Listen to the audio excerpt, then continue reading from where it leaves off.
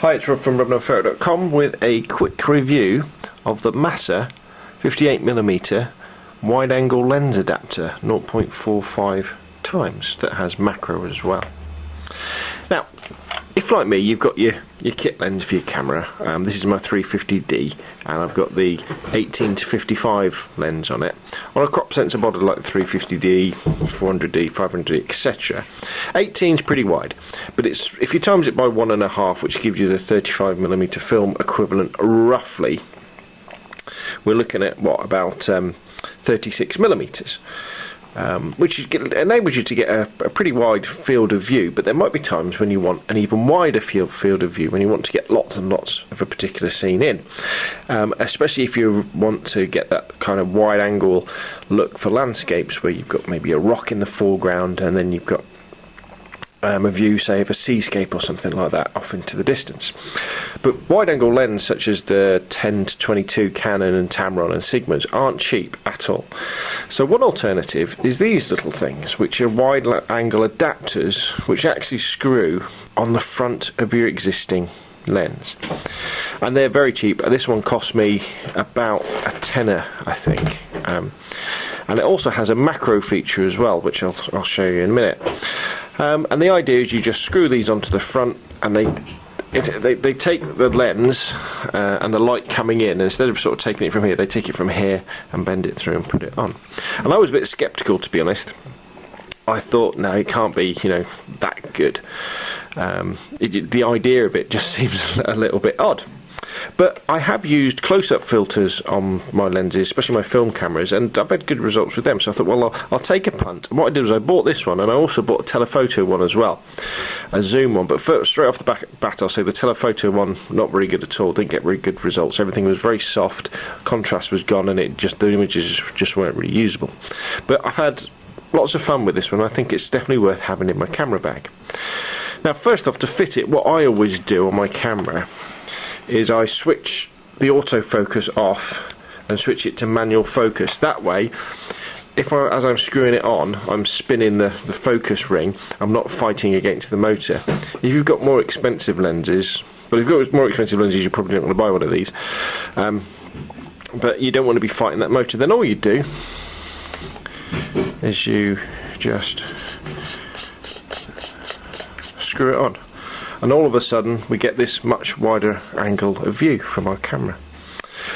This one's a 58mm one to fit the 58mm filter thread. Obviously you'd buy the right one for your camera and lens combination. It'd be different for Nikon and Sony cameras and Pentaxes and Olympuses. But this one goes on okay. And what you'll see at the end of the video is some example shots. Now, because it's a 0.45 times, what that gives us is roughly kind of, if we said half again. So when we're at 18mm, it's given us a 35mm equivalent of roughly about 10mm.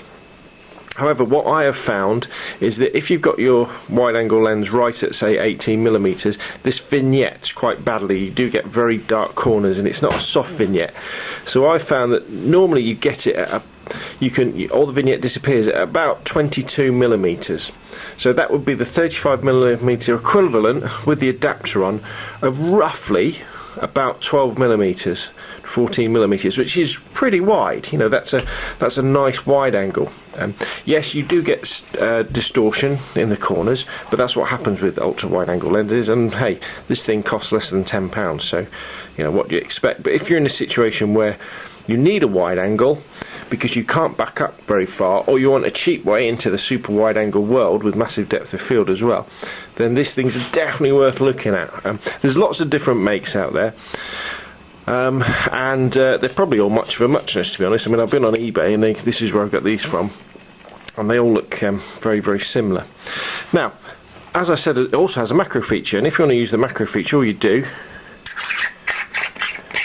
is screw the front off, put that to one side, and this is basically just a close-up lens.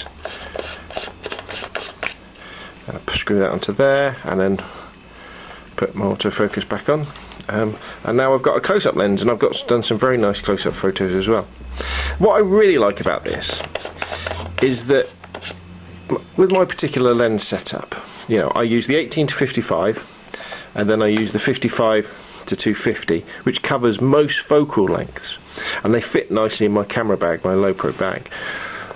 But by taking this relatively small and lightweight extra little bit of glass with me, for those situations where I can't get wide enough for the 18, I can't get far enough back to fit everything in, and I don't want to do a stitch in Photoshop, or I want to do some macro photography, this little thing here, which fits very nicely in the corner of my camera bag, gets me out of that hole and helps me out immensely. So for about a tenner, I think I might have got this one second hand actually, that's definitely worth it. And I'll say again, get the wide angle macro adapter, get the one that matches your filter thread size, so 58mm on this particular Canon lens, but don't bother with the telephoto ones. Telephoto ones are bigger, they screw on, they're heavier. It felt like it was going to damage my lens anyway, and the results weren't very pleasing. But this little 0.45 wide angle adapter from Massa, very good, does the job, and I've been very, very impressed.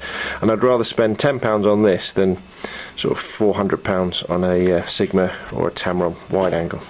There we go, that's Rob from robnonphoto.com. Thanks for watching.